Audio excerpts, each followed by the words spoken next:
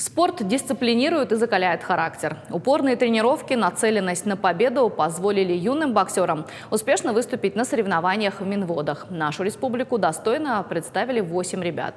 С победителями пообщалась Диана Богиева.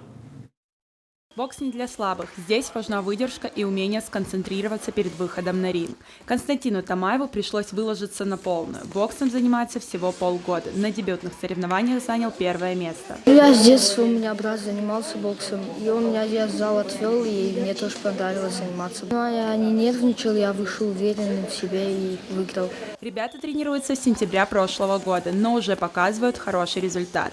6 первых мест и 2 вторых. По словам наставников, за будущее остинского бокса волноваться не стоит.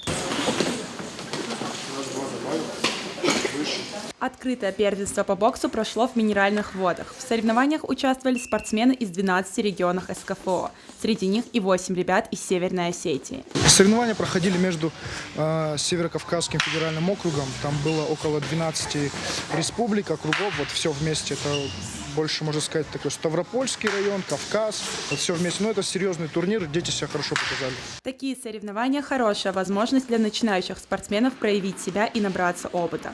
Диана Богиева, Игорь Войцеховский. Новости Осетии.